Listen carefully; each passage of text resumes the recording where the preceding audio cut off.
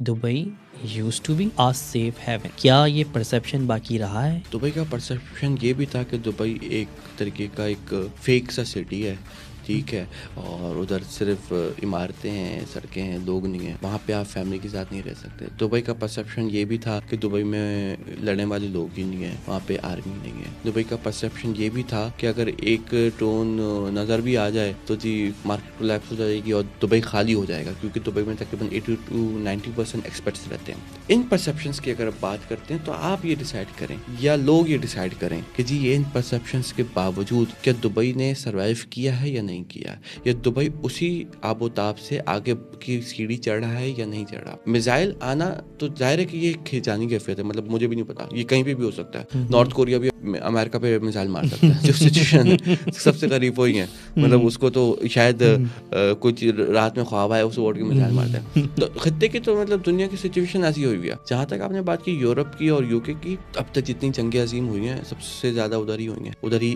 شروع ہوئی، ادھر ہی ختم ہوئی ہیں۔ تو اب وہ وہاں پہ جنگیں نہیں ہو رہی، وہ وہاں کی جنگیں یہاں پہ ہو رہی ہیں، اس طریقے کر لیں۔ پرسیپشن جو تھا دبئی کا وہ تو جی آپ کے دماغ میں بن گیا ہے کہ جی یہ تو ان کی فوج نہیں ہے، یہ نہیں ہے۔ اس کے باوجود 1000 سے زیادہ میزائل وہاں پر گئے اور 1000 سے زیادہ 98% انٹرسیپٹ کیے گئے۔ اس کا مطلب یہ کہ ان کے پاس وہ وسائل، وہ آئیڈیا، وہ ٹیکنالوجی ہے، وہاں پر بھی انویسٹ کیا ہوا ہے۔ لوگ یہ کہتے تھے پہلے یورپ کے یا دوسرے ممالک کے جو بھی ہماری کمپٹیشن کی مارکیٹس ہیں، دبئی بہت زیادہ انفراسٹرکچر اس لیے بنا رہا ہے یا بہت زیادہ ترقی اس لیے کر رہا ہے کیونکہ جی ان کو خطرہ کسی سے نہیں ہے، یہ جنگ پیسہ نہیں لگاتے۔ آج دنیا نے دیکھا کہ ہمارے پاس جنگی طیارے بھی ہیں، تو اس کا مطلب یہ ہے کہ جو دبئی گورنمنٹ ہے وہ انفراسٹرکچر پہ بھی لگا سکتی ہے پیسہ، ڈیولپمنٹ میں، بزنس گروتھ میں، اور وہ ساتھ ساتھ اپنے آپ کو ڈیفینس کرنے کا بھی صلاحیت رکھتی ہے۔